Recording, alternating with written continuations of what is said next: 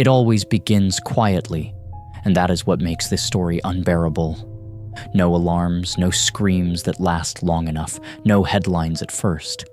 Just a city going to sleep, streetlights humming, and one man blending perfectly into the background. Tonight, as you watch this, remember one thing.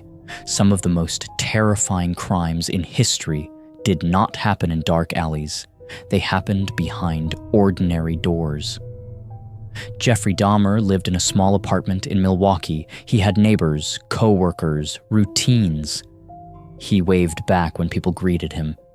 And yet, while the city slept, something was already deeply wrong. People reported strange smells, loud noises, cries for help. The system listened, then looked away. This is not a story about a monster hiding in the shadows. This is a story about how easy it is for evil to exist when no one truly wants to see it.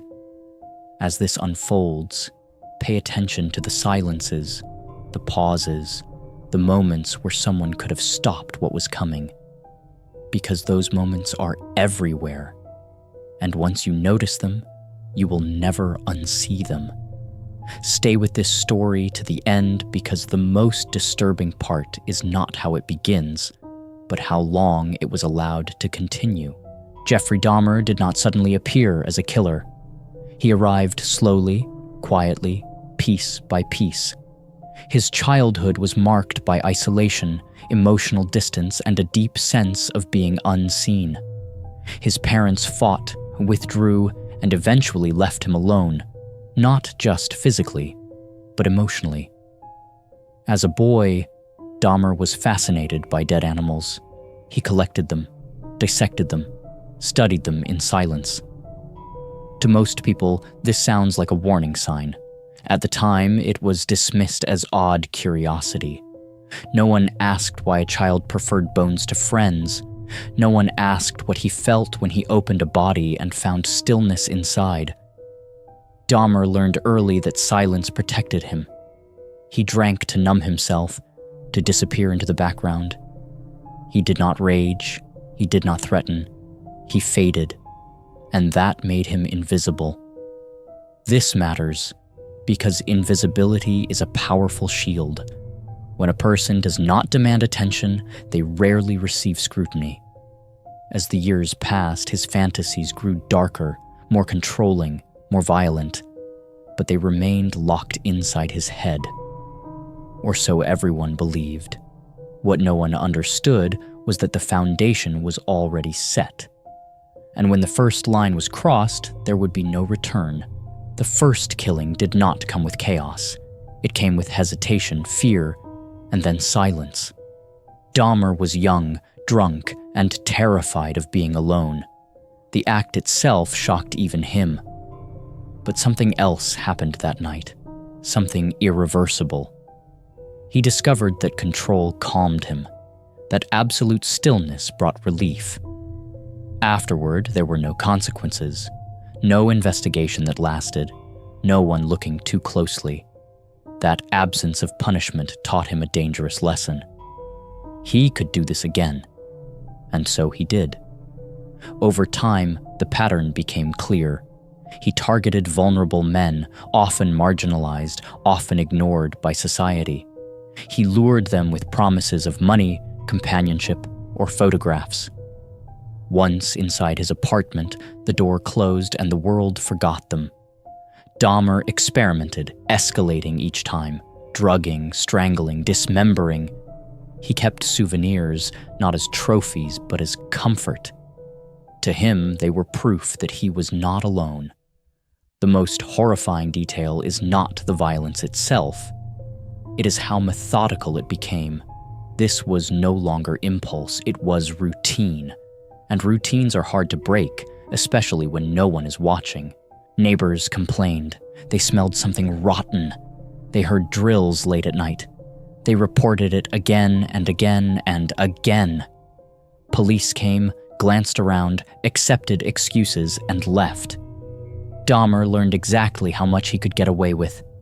He smiled, he complied, he acted embarrassed, and it worked.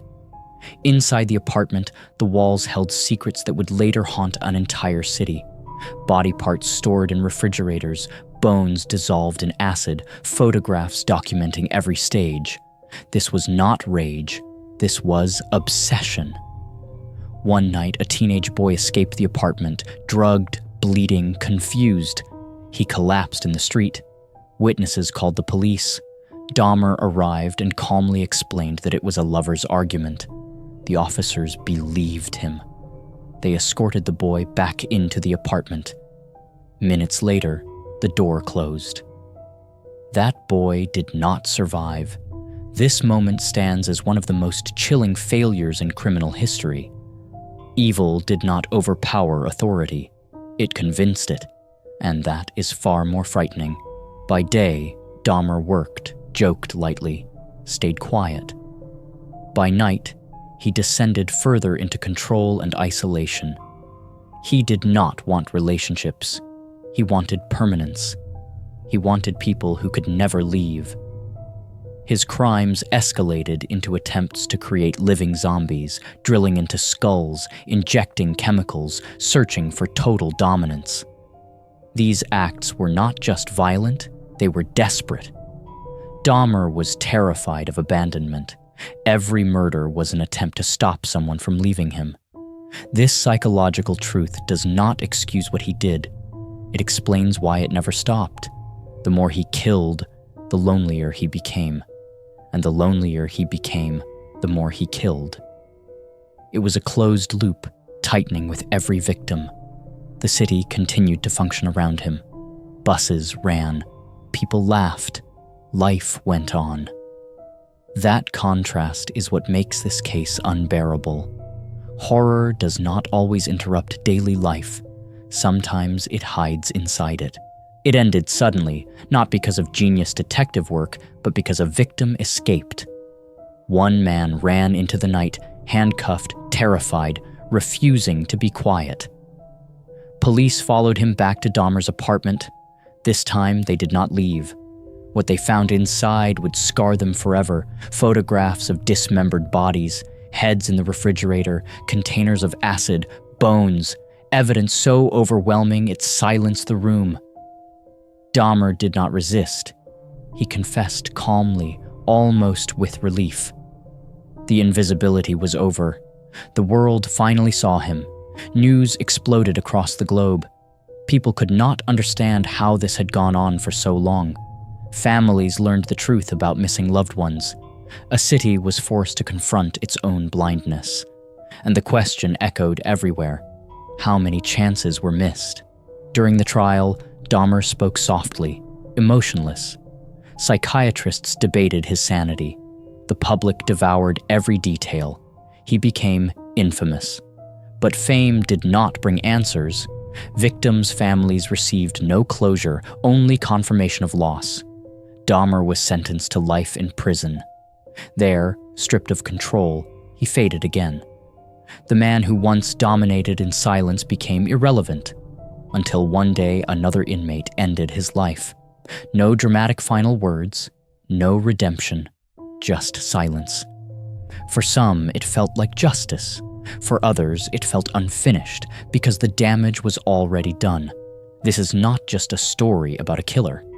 It is a story about what happens when society ignores the quiet warnings, when victims are dismissed, when discomfort is avoided. Dahmer did not hide perfectly. He was allowed to exist. That is the truth that lingers long after the details fade.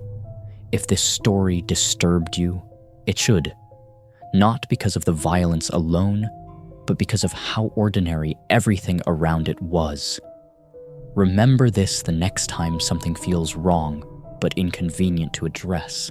Silence has consequences, and sometimes it lasts for years.